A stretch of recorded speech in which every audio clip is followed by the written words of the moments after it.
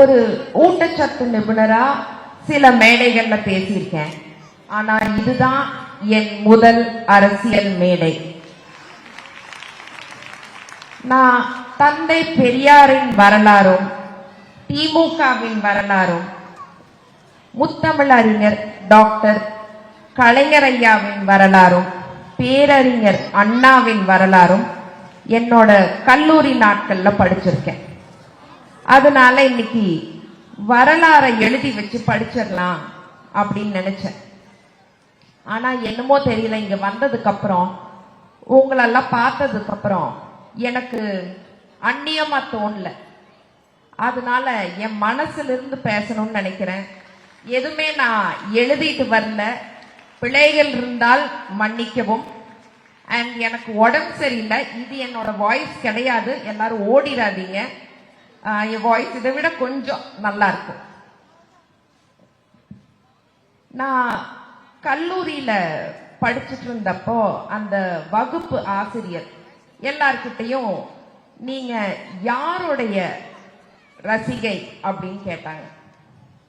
சில பேர் நான் மைக்கேல் ஜாக்சன் ரசிகை அப்படின்னாங்க, சில பேர் நான் ஆமீர் கான் ரசிகை அப்படின்னாங்க. நான் முத்தமிழறிஞர் டாக்டர் கலைஞர் ஐயாவின் ரசிகைன்னு பெருமையா சொன்னேன். இன்னைக்கு ஒரு பெண்ணா இங்க நின்று பேசுறேன்னா அந்த தைரியம் எனக்கு வந்ததற்கு காரணம் கலைஞர் ஐயா தான். அப்பா காசுல வாழக்கூடாது, சுயமா சம்பாதிக்கணும் அப்படிங்கிற தைரியம் வந்ததற்கு காரணம் கலைஞர் ஐயா தான். சங்கிலிய உடைச்சிட்டு கனவுகள் பின்னாடி ஓடணும் அப்படிங்கிற தைரியம் வந்ததற்கு காரணம் கலைஞர் ஐயா தான்.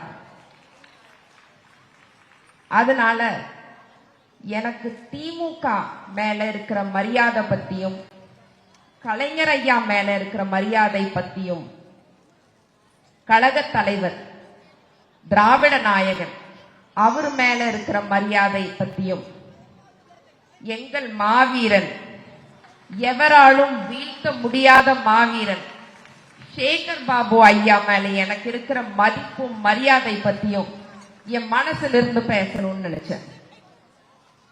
திமுகவின் வரலாறு எல்லாரும் படிக்கணுங்க.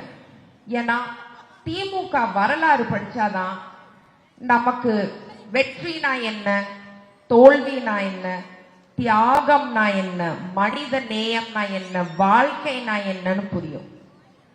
எனக்கு என்ன பத்தி ஒரு புரிதல் வந்ததற்கு திமுகவின் வரலாறு தான் காரணம். என்னோட ஃப்ரெண்ட்ஸோட ரூம்ல எல்லாம் அப்போ நாங்க ஸ்கூல் டேஸ் காலேஜ் டேஸ்ல மைக்கேல் ஜாக்சன் போஸ்டர் இருக்கும், ஷாருக் கான் போஸ்டர் இருக்கும்.